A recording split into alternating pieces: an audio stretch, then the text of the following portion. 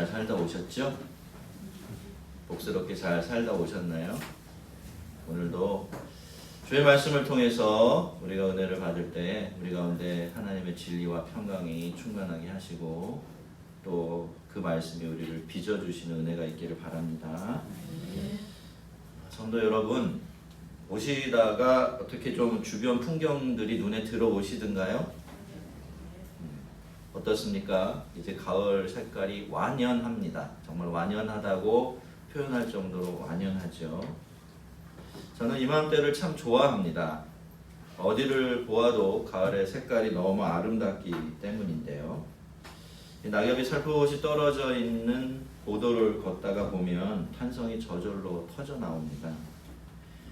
봄의 색깔도 참 아름답습니다. 그렇죠? 참 귀엽게 아름답죠. 하지만 가을의 색깔은 또 다른 아름다움이 있는 것 같아요.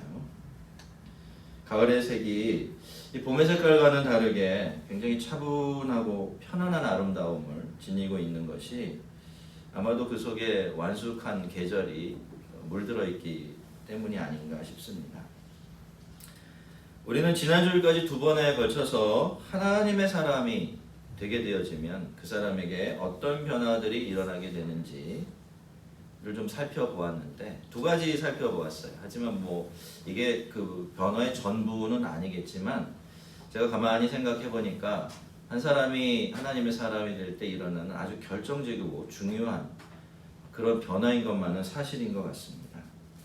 하나님의 사람에게 일어나는 첫 번째 변화는 그게 뭐였죠? 하나님께 묻지 않고 하나님의 대답을 듣지 않고 살아가던 사람이 하나님께 묻고 대답 듣고 살아가는 사람이 된다는 것입니다. 어떤 사람에게 이런 변화가 일어난다는 것은요, 이제 그 사람에게 하나님이 그만큼 중요하고 무게 있는 분이 되었다라는 그런 뜻이겠죠. 또 거꾸로 표현하자면 자기가 자기 지혜와 능력으로 하나님 없이 살아갈 수는 없다라는 사실을 비로소 깨닫게 되었다는 그런 뜻이 되기도 할 겁니다. 그리고 이렇게 누군가가 하나님의 뜻을 묻고 대답을 들으면서 살게 되어지면요, 두 번째로 그때부터 그 사람은 자기가 믿는다라고 고백하던 그 하나님이 실제로 자기의 하나님이 되어주시는 삶을 살게 되죠. 확신에 이르게 됩니다. 하나님의 인도하심과 보호하심이 나의 마음속에만 있는 어떤 개념이나 문득문득 떠올려서 나 스스로를 위로하는 그러한 위안거리가 아니라 삶의 전제 조건으로 변해버리는 겁니다. 매일매일의 하나님의 은혜 아래 살면서요, 그것이 하나님의 은혜인 것을 스스로 알아차리면서 살게 되는 것이죠. 여러분, 하나님께 묻는 사람은 하나님의 답을 듣습니다. 그리고 하나님의 답을 따라 살게 되면 하나님의 보호와 인도 아래에서 살아가게 되죠. 하나님 따로 나 따로 이렇게 되는 게 아니라 그때부터 나는 하나님의 손에 들어있는 하나님이 기르시는 양이 되어지는 겁니다. 하나님의 사람이 된다는 것. 오늘 설교도 지난 두 주간의 설교와 제목이 똑같습니다. 어쩌다 보니까 시리즈 설교를 하고 있는 듯한 느낌이 드는데, 여러분, 사실 성도에게 일어나는 변화가 원래부터 그런 모습이에요. 하나님의 사람에게 일어나는 변화는 단편적이질 않습니다. 하나의 변화가 일어나게 되면 그로 인해서 또 다른 변화가 일어나게 되고 그 변화는 또 다른 변화를 그 사람의 삶으로 이끌어들이고 이렇게 사슬처럼 하나가 또 하나와 연결되어서 다른 하나를 이끌어내는 그런 모양으로 일어나게 되어 있어요. 하나님의 사람은 그렇게 온전해가고 그래서 가을의 단풍빛깔처럼 강렬하고도 또 성숙한 아름다움을 지니게 되는 것입니다. 23장 말미에 나왔던 블레셋과 이스라엘의 전쟁은 블레셋이 아니라 이스라엘의 승리로 끝이 났습니다. 그런데 그렇게 전쟁을 마치고 이제 막 돌아와 있는 사울에게 또다시 어떤 사람이 찾아와요. 그리고는 그 사람은 보소서 다윗이 엔게디 광야에 있더이다 라고 다윗이 어디에 있는지를 일러 바치는데요. 그때는 다윗이 엔게디 요새 있다가 이제 평지지역 엔게디에 있는 그 광야 지역으로 내려와 있었던 그때였는데 그 어떤 사람이 그걸 또 사울에게 와서 그대로 고자질을 한 것이죠. 다시 말씀드리지만 여러분, 우리는 이런 어떤 사람들을 참 조심스러워할 줄 알아야 됩니다. 너무 내 입에 싹 맞는 거, 또 너무 내 마음에 드는 내가 필요하는 거 주겠다고 약속하는 사람 절대로 우리에게 도움이 안 되는 사람일 수가 있어요. 잘 구분을 해야 한다라는 겁니다. 그 사람들은 어쩌면 우리를 위하는 척하면서 우리를 함정에 빠뜨리는 그런 사람들이 있습니다. 사울은 얼른 그죠? 부하들을 이끌고 이제 엔게디 광야로 갔고 들염소 바위라는 곳으로 갔어요. 이 들염소 바위라는 게 작은 바위가 아니에요.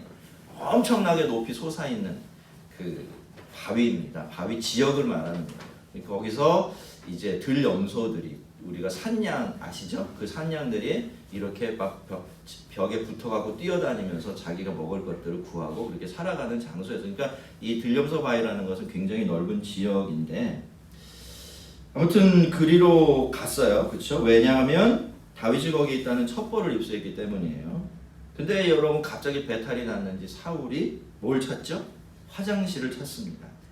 다행히 길가에 양의 우리가 하나 있었고 거기 이렇게 살펴보니까 한 구석에 굴이 있었죠. 그래서 사울은 그리로 뛰어 들어갔습니다.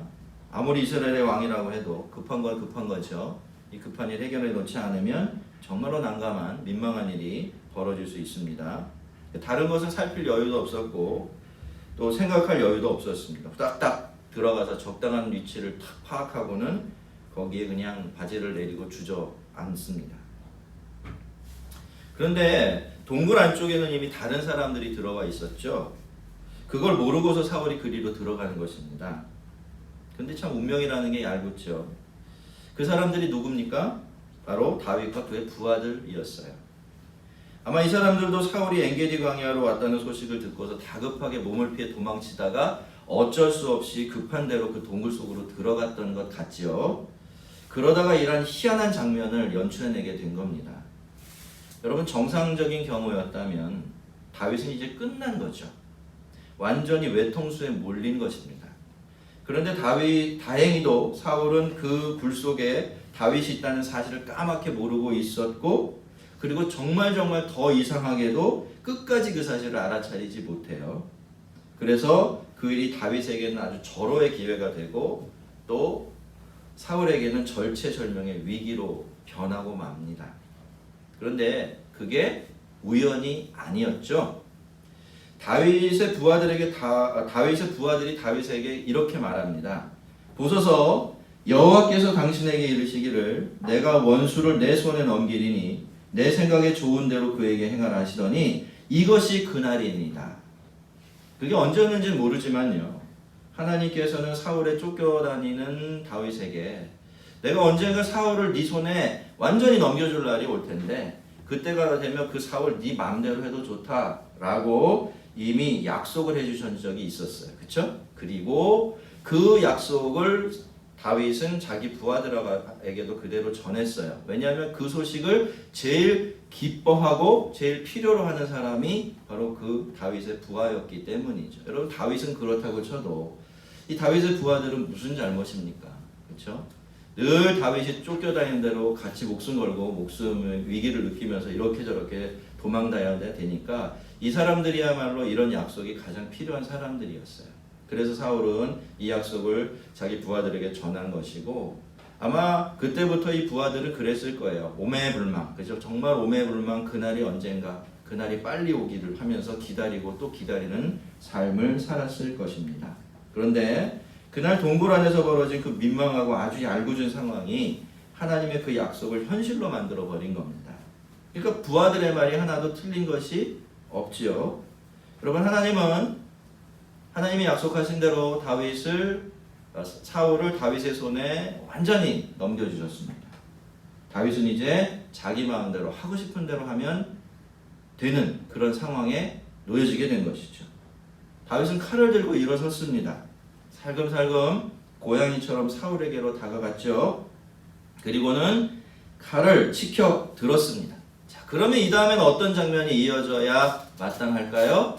중간에 잔인하고 힘든 장면은 다 생략을 하더라도 동굴 밖으로 빠져나온 다윗이 사울의 머리를 탁 들고 환호하는 장면이 이어져야 맞죠.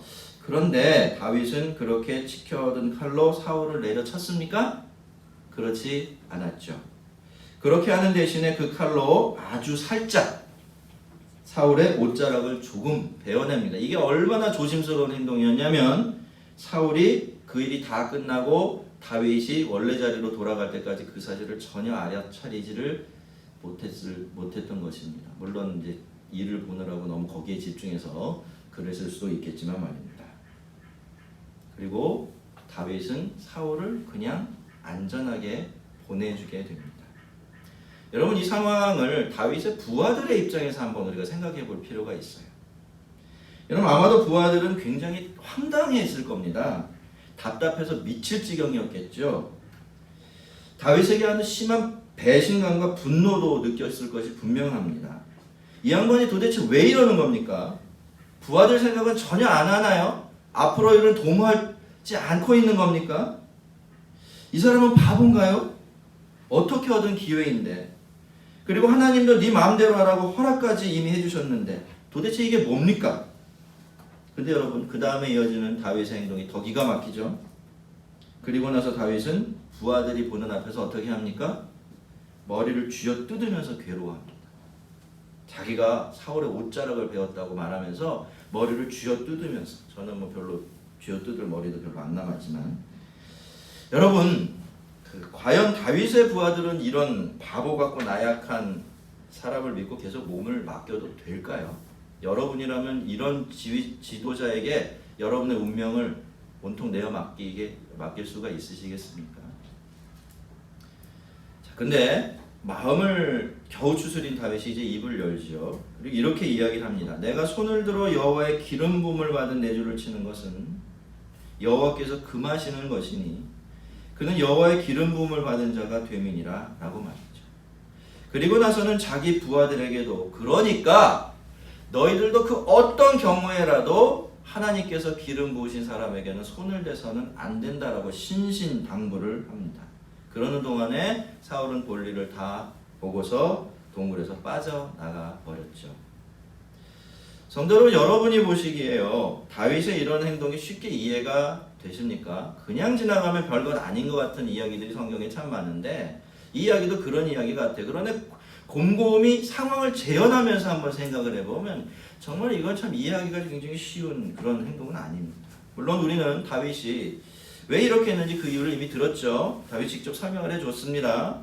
그는 하나님께서 기름 부어 세우신 사람을 치는 것, 하나님께서 기뻐하지 않으신다라는 것을 알고 있었습니다. 자, 그걸 알면서도 사울을 죽이고 싶다는 충동을 이기지 못해서 칼을 빼들었고 그 칼로 사울의 옷자락을 베어냈지요. 그게 마음에 찔려서 그런 일련의 행동들을 하게 된 것입니다.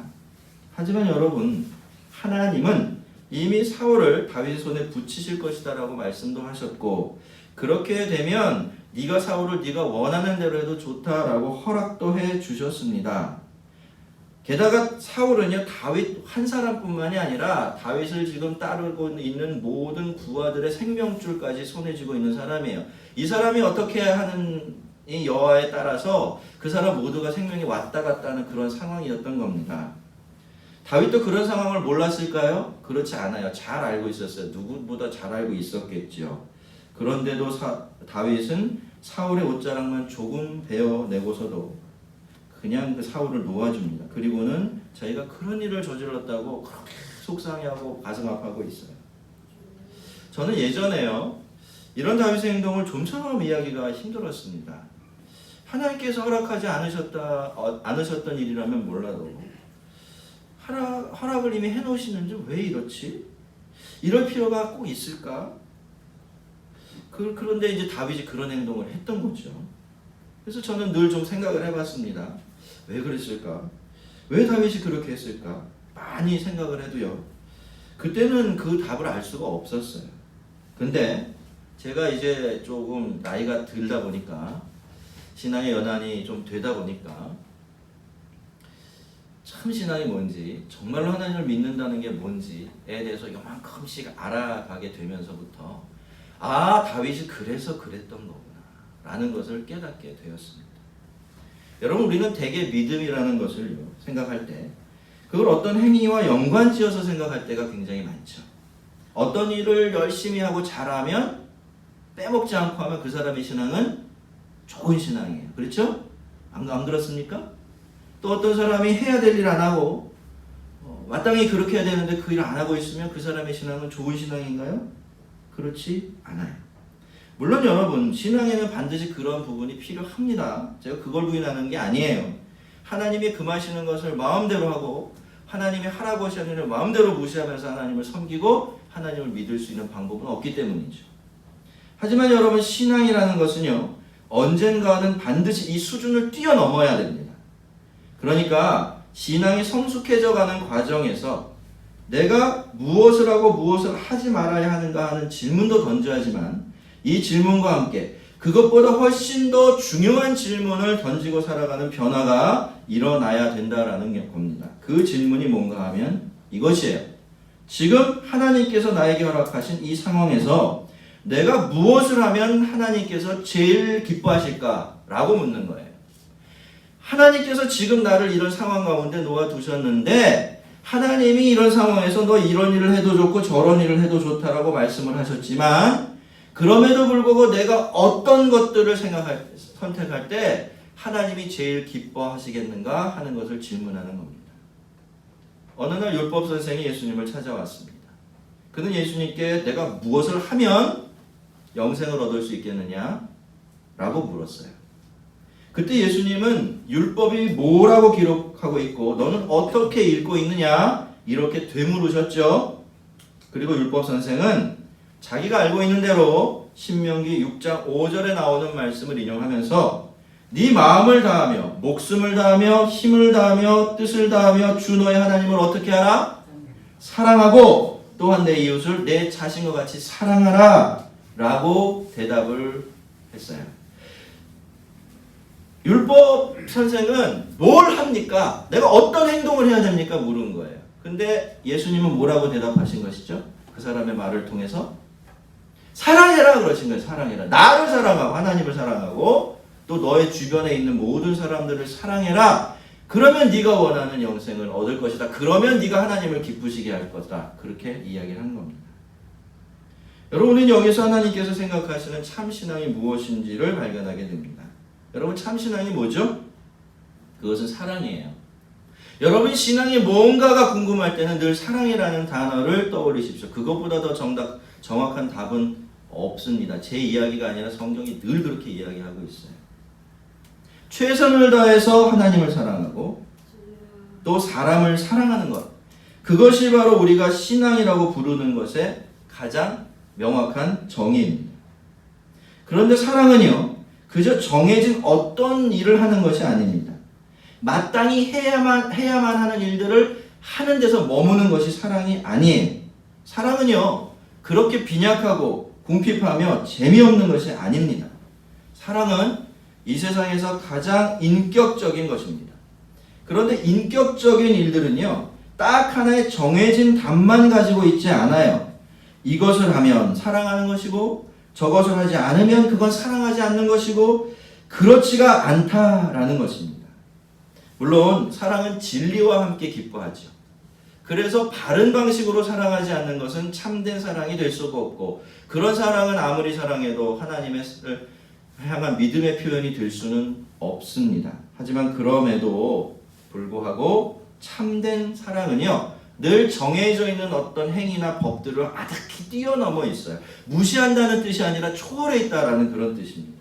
왜냐하면 사랑이라는 것은 결국 마음과 마음의 문제이고요. 내가 사랑하는 인격체의 그 마음을 얼마나 헤아리고 그 인격체의 마음에 맞춰서 살아갈 수 있는가의 문제가 되기 때문이에요. 하나님께서는 다윗에게 내가 사울을 너의 손에 넘길 테니까 네가 하고 싶은 대로 해봐라 라고 하셨죠. 사울에 대한 전권을 다윗에게 넘겨주신 것인데요. 그래서요, 사실 다윗은 사울을 어떻게 해도 괜찮았습니다. 사울을 죽인다고 해서 그게 죄가 될 일이 없었던 거예요. 하나님의 특별 허락이 떨어져 있었기 때문이죠. 하지만 여러분 어떻습니까? 다윗에게 사울을 죽일 자유가 주어져 있다면 반대로 살려줄 자유도 있는 거죠. 그렇다라고 한다면 다윗은 생각을 해야 하는 겁니다. 이 둘 중에 내가 어떤 일을 할 때 누가 내가 아니라 하나님을 더 기쁘게 해드릴 수 있을지 비교를 해봐야 되죠. 왜? 사랑이라는 것은 자기의 유익을 구하는 것이 아니라 사랑하는 이를 기쁘게 하기 위한 것이기 때문입니다. 다윗은 사울의 옷자락을 벤 다음에 그 일을 크게 후회하면서 가슴 아파했어요. 그러면서 내가 손을 들어 여호와의 기름 부음을 받은 내주를 치는 것은 여호와께서 금하시는 것이니 그는 여호와의 기름 부음을 받은 자가 됨이니라 라고 했죠. 여러분, 다윗은 정말로 하나님을 중요하게 생각하고 있었습니다. 하나님께서 정말로 무엇을 기뻐하실까 하는 것에 관심이 있었어요. 다윗은 그게 뭔지를 알고 있었죠. 그건 뭐냐면 하나님이 정말로 원하시는 것이 다윗이 하나님을 하나님으로 인정해 드리는 것이었어요. 근데 여러분, 사울은 누굽니까? 하나님께서 기름 부으신 사람이에요. 특별히 선택하시고 기름 부으셔서 이스라엘 왕으로 세우신 아주 특별한 사람입니다. 그래서 여러분, 이 일 자체는요, 이게 다른 사람들하고는 전혀 상관이 없이 사울과 하나님 사이에서만 일어난 아주 독특한 사건이 되는 거죠. 그러니까 그 사이에 누군가 끼어들어서 그 일을 망가뜨리면 돼요? 안 돼요? 안 되는 거죠. 원칙적으로 그렇게 되어 있는 일입니다. 그렇기 때문에 누군가가 어떤 이유로건 간에 사울을 함부로 손을 사울에게 대게 되어지면 그건 자기 선을 넘어가는 겁니다. 하나님 무시하는 행위가 되는 거예요. 근데 다윗은 그걸 잘 알고 있으면서도 사울을 죽이고 싶다라고 하는 자기의 마음을 제대로 다스려내지 못했고, 그래서 지켜들었던 칼을 그냥 거두어들이지 못하고 그 사울의 옷자락을 베어버린 겁니다. 그럼 우리가 한번 물어봐야 되죠. 여러분, 다윗은 사울을 죽인 겁니까? 안 죽인 겁니까? 겉으로는 안 죽였지만 그의 마음속으로는 죽인 거죠. 그래서 다윗은 그렇게 괴로워하고 힘들어했던 거예요. 하나님은 다윗에게 네 생각에 좋은 대로, 네가 보기에 선한 대로 행하라고 하셨어요. 말씀드린 것처럼 모든 선택의 권한을 다윗에게 전적으로 내어주신 것입니다. 그런데 여러분, 바울이 그렇게 이야기했듯이 하나님께서 우리에게 자유를 주시는 것은 그 자유를 가지고 자기 마음대로, 자기 보기 좋은 대로, 자기 생각에 선한 대로 살아가라고 그러신 것이 아닙니다. 자유를 가지고 서로 종노릇하라고 그러신 것이에요. 그러니까 하나님께서 우리에게 주신 자유는요, 종노릇할 자유이지 그저 자유를 누리고 자기가 왕노릇하기 위한 자유는 아니라는 겁니다. 그리고 또 한 가지, 여러분, 원래 사랑하는 사람들은요, 자기의 자유를 가지고 자기가 왕노릇하려고 하지 않아요. 오히려 사랑하는 사람을 위해서 종노릇하려고 하게 되어 있습니다. 어떻게 알 수 있을까요? 사랑에 빠진 연인들을 보면 알 수 있어요. 이 사람들은 자기 생각을 안 합니다. 나중엔 좀 변하겠지만 그 당시에는 전혀 남 생각 안 하죠. 자기 생각 안 하죠. 그냥 상대방을 어떻게 하면 더 사랑하고 더 기뻐하게 될까, 막 그것만 생각하고 막 그거에 집중합니다. 원래 사랑이라는 건 그런 거예요. 사랑에 빠지게 되면, 누군가를 사랑하게 되면 자기가 있는 자유를 온통 다른 그 상대방을 기쁘게 하는데 사용하게 되어 있습니다. 근데 여러분, 이게 사람과 사람 사이에만 적용되는 원리가 아니에요. 이건 하나님과 사람들 사이도 그대로 적용되는 원리입니다. 하나님께서 그리스도 안에서 성령님을 통해 우리에게 주신 자유는 본질적으로 하나님을 사랑할 자유예요. 어떤 자유라고요? 그렇습니다. 잊지 마세요. 그 자유로 뭘 해도 좋지만 그 자유를 주신 하나님의 의중 속에는 네가 그동안 사랑할 능력이 없어서 나를 마음껏 제대로 사랑하지 못했는데 이제 내가 너에게 그리스도 예수 안에서 성령으로 말미암아 너에게 이 자유를 주니까 이 자유를 가지고 나를 한번 제대로, 네가 하고 싶은 대로 나를 사랑해봐라, 이렇게 말씀하시는 것이에요. 하나님은 네가 생각하기에 좋은 대로, 네가 보기에 좋은 선한 대로 행하라고 하세요. 하지만 하나님의 마음을 아는 사람들은 그 자유를 자기 마음대로 자기가 하고 싶은 대로 사용하지 않습니다. 그 자유를 하나님의 종노릇하는데, 하나님이 기뻐하시는 일을 선택하고 또 행하는데 사용하게 되죠. 왜 그렇습니까? 하나님을 사랑하기 때문입니다. 여러분, 다윗이 어떤가요? 너무 예민하죠. 너무 과민합니다. 저렇게까지 할 필요가 있나 싶어요. 하지만 여러분, 사랑이라는 게 원래 그렇지 않습니까? 사랑하면 예민해져요. 아주 민감해집니다. 자기한테 민감해지고 자기한테 예민해지는 것이 아니라 내가 사랑하는 그 사랑하는 대상을 향해서 마음이 아주 예민해지고 민감해져요. 왜냐하면 사랑하면 중심이 나에게서 상대방으로 옮겨지게 되어지고, 그렇죠? 그리고 그렇게 되지 않을 때는 진짜로 사랑할 수가 없기 때문이에요. 그래서 다윗은 그렇게 예민하고 과민해질 수밖에 없었던 거예요. 왜요? 하나님을 그만큼 사랑했으니까요. 성도 여러분, 이것이 하나님의 사람들에게 일어나게 되어지는 또 하나의 변화입니다. 하나님의 사람들은 하나님의 사랑을 받고 살아요. 자기가 하나님의 사랑을 받고 살아가고 있다는 사실을 알고 있죠. 성도 여러분, 여러분도 여러분 자신이 하나님의 사랑을 받고 살아가고 있다는 사실을 아시지요? 모르시나요? 아시지요? 그래서 여러분 행복하시지요? 그렇습니다. 여러분, 우리는 하나님의 사랑을 받으며 살고 있어요. 그래서 행복한 사람들입니다. 그런데 하나님의 사랑을 받는 사람들은 하나님을 사랑하게 됩니다. 하나님의 사랑을 받으면서 하나님을 사랑하지 않을 수 있는 방법이 없기 때문이에요. 철들어서 우리가 부모님이 우리를 얼마나 사랑하셨는지를 알게 되면 어떤 변화가 우리에게 일어나죠? 우리도 그 부모를 마음을 다해서 사랑하게 되어져요. 마찬가지입니다. 하나님의 사랑은 너무나 풍성하고 너무나 놀랍고 너무나 능력이 있어요. 그래서 그 사랑을 제대로 받는 사람들은요, 그 사랑 앞에 무릎을 꿇고 그 하나님을 사랑하게 되어지는 거예요. 그리고 그 사랑 안에서 자라나게 됩니다. 인격적으로, 신앙적으로 무르익어가게 되는 거예요. 그래서 하나님의 사람들은 하나님의 뜻만, 생각만, 뭐가 옳은지 그른지, 뭐를 해도 되고 안 되는지 이것만 헤아리며 살지 않아요. 그건 아주 기본적으로 늘 생각하고 사는 것이고, 그 다음에 또 한 가지 질문을 던지죠. 그래, 저렇게 나를 사랑하시는 하나님이라면, 나도 저분을 사랑하고 있다면, 그럼 나는 저분을 위해서 지금 여기서 뭘 해야 되는가? 그걸 묻고 살게 되어 있어요. 그렇게 해서 하나님의 마음을 알아가게 되고 하나님의 마음을 닮아가는 변화가 그 사람들의 마음속에 생겨나게 되는 것입니다. 성도 여러분, 하나님께 마음을 드리고 있습니까? 여러분의 마음을 하나님을 향해서 방향 지어놓고 살고 계신가요? 여러분은 하나님을 사랑하십니까? 여러분, 신앙은 그저 뭘 하고 안 하고의 문제가 아닙니다. 신앙은 그걸 넘어서야 돼요. 성도가요, 뭐가 옳고 그른지, 하나님이 뭘 해도 된다고 하셨는지, 하지 말아야 된다고 말씀하셨는지 그 수준에 계속 머물러 있으면 안 되는 겁니다. 그 수준에 머물러 있으면 우리 신앙은 늘 사무적이 돼버려요. 무슨 법정의 판사와 죄인의 관계 이렇게 되어버리기가 되게 쉽습니다. 예전에 그런 분들이 많았어요. 자기 하나님 앞에 벌 받을까봐 주일날 교회 온대요. 그 정도만 해도 훌륭해요. 그죠? 그 정도로 하나님을 인식하고 있는 거기 때문에. 그러나 그게 바람직한 건 아니에요. 하나님을 사랑하기 때문에. 그죠? 하나님이 그걸 좋아하시기 때문에.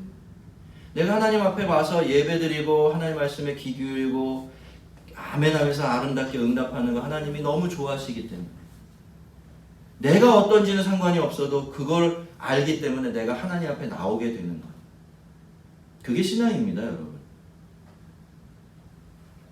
여러분, 신앙은 하나님을 사랑하는 거죠. 그래서 정말 행복한 겁니다. 하나님의 사랑은 나뭇잎 속에 깃드는 가을 햇볕 같습니다. 그래서 그 사랑 아래에서 살아가는 사람들은 하나님의 빛깔, 그 성숙하고 강렬한 사랑이라는 빛깔에 물들게 되죠. 다윗은 하나님 때문에 그 작은 일을 가지고도 괴로워했습니다.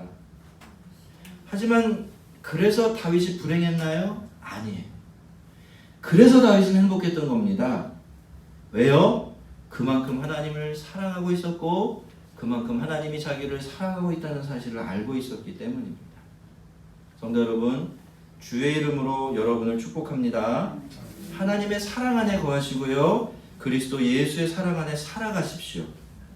그 사랑 안에서 늘 참으로 참된 것을 찾아내서 행하면서 그리스도의 장성한 분량에 이르십시오. 그것이 하나님의 사람들만이 누릴 수 있는 행복이고 영광입니다.